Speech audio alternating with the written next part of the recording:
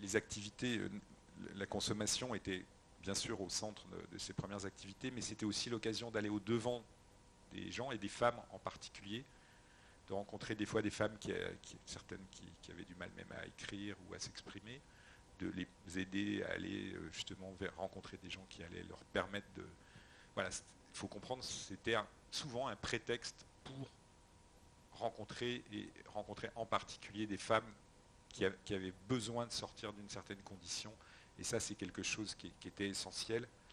À l'intérieur de ça, il y avait un combat aussi sur la langue. Et justement, on passe alternativement de sujets qui sont quelquefois lourds et en même temps, un traitement d'un sujet qui est la parité, qui sur cette occasion est plutôt léger.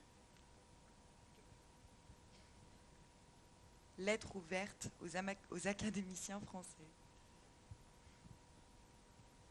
C'est à vous, messieurs de l'Académie française, que j'écris ce lettre pour vous rassurer. J'y mets un certain émotion en découvrant votre fragilité secrète. Le peur de voir notre langue française sombrer dans le perversion sexuelle. Il ne faut pas dire « Madame la ministre », peut-être faudrait-il n'employer que des mots au masculin, pour vous accompagner en douceur vers le modernisme d'un changement de siècle. Je vous dois pourtant une information, que vos grands sagesse et sérénité paraissent ignorer. Permettez-moi un conseil. Continuez de réfléchir, laissez le temps faire son œuvre. Puisque votre noble tâche est d'enregistrer les évolutions de notre langue, laissez-la évoluer. Dessous votre dôme paisible, continuez d'ignorer ce monde vulgairement sexué. Et dans 300 ans, 800 ans peut-être, vous pourrez agréer dans votre vénérable dictionnaire les riches mots que, hommes et femmes ensemble, nous aurons fabriqués sans vous. Car une langue s'enrichit quand ces mots reflètent la vie réelle. En attendant, laissez nos filles et petites filles devenir des avocates, pharmaciennes, mécaniciennes, docteurs, écrivaines et même de courageuses intelligentes ministres, députés et sénatrices dont le reste du pays a besoin. S'il vous plaît, continuez d'oublier les femmes si c'est tout ce que vous avez à leur dire. Ainsi, elles ne seront même pas tentées de solliciter la parité en devenant académiciennes. Pardonnez-moi ce gros mot. Mais continuez de nous faire rire, si c'est votre nouvel objectif, auquel Richelieu n'avait pas pensé. Les femmes adorent les hommes qui font rire, qui les font rire.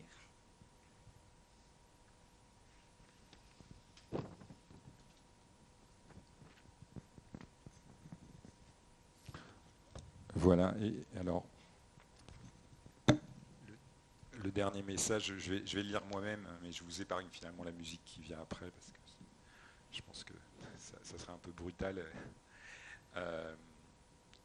Donc c'était un courrier qu'elle a envoyé au Monde. Je crois que ceux-là, c'est à chaque fois des courriers qui ont été publiés. Ça s'appelle Grands et gros mots. Alors à chaque fois, j'ai un petit peu raccourci.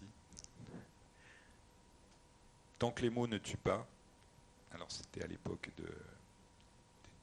le rap commençait à bien fonctionner, et il y avait certaines paroles, et de mémoire, c'était des choses genre Kill the Police en anglais, je ne sais plus quel était l'équivalent en français. Tant que les mots ne tuent pas, et ce ne sont pas le mot de NTM qui tue le plus en France aujourd'hui, écoutons-les pour ce qu'ils veulent dire. La justice est notre oreille et notre jugement, qu'elle ne dramatise pas les gros mots de nos enfants. Et en attendant que nous trouvions des remèdes à leurs maux, présentons nous-mêmes des excuses aux policiers comme nous payons un carreau brisé par le ballon de jeu. Personne ne gagnera rien si la justice aveugle veut imposer le ballon, la prison, le silence. Que la censure reste à sa place dans le tiroir aux mauvais souvenirs de notre pays. Quant aux grands mots du préfet, allez, attention, j'ose, nique son maire préféré.